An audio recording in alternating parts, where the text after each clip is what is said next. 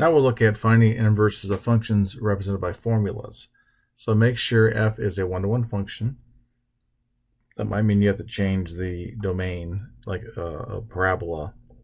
It's not one-to-one, so make sure it's one-to-one. You might have to restrict the domain.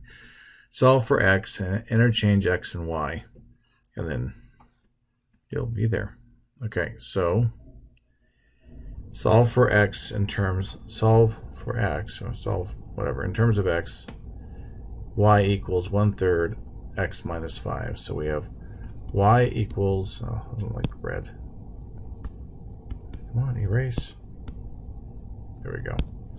Y equals 1/3 times x minus 5. So I'll begin by multiplying by 3 to get rid of this 1/3.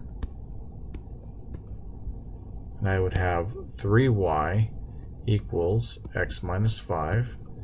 Then add 5 to both sides. So 3y plus 5 equals x.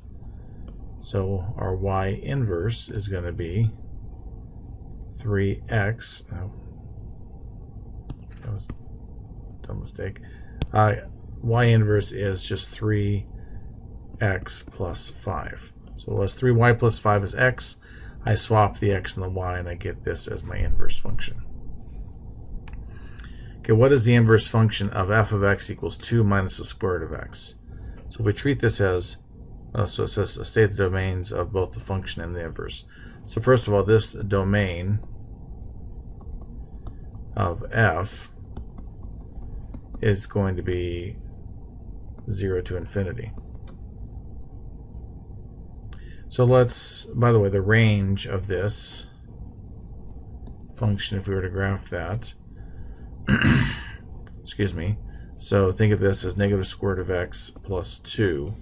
So square root of x looks like this, negative square root of x is like that, so go up by 2, so it's going to really be something like this. So it looks like it goes, for the y values, negative infinity up to 2.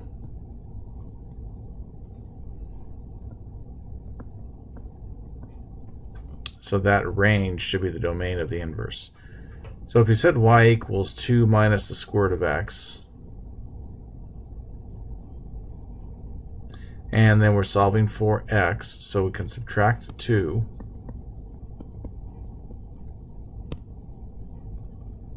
So we have y minus 2 equals negative square root of x. We can divide by negative 1. We would have 2 minus y equals the square root of x. And then we want to square both sides to get rid of that square root. We would have 2 minus y, I didn't change colors, squared equals x. So we'd say f inverse of x is 2 minus y quantity squared, or 2 minus x quantity squared. Or we could think of that as negative x plus 2 squared. Now that's a parabola, and shift it to the left, and hence, so that makes sense. It's going to be negative infinity up to 2 for the inverse domain. Okay, let's look at this next one. Find the inverse of x squared. So if f of x is x squared, it's going to be going here, here, here, and the 9 is going to be up there. And it's also over here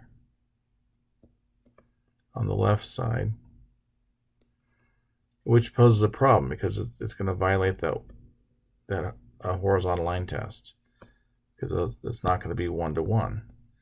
So what we do is we can ignore that half. We restrict the domain to being 0 to infinity, and now we just have this half over here. So the inverse of that, if we said y equals x squared, then the square root of y equals x, so that f inverse of x is the square root of x.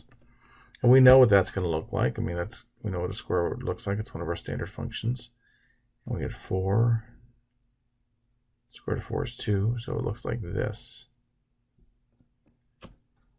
Okay, so we found the inverse there, and I think this next one's going to lead into graphing inverse functions. Let's see. It does. So I'm going to actually probably refer to this in the next video, where we start off by looking at this graph some more. Okay.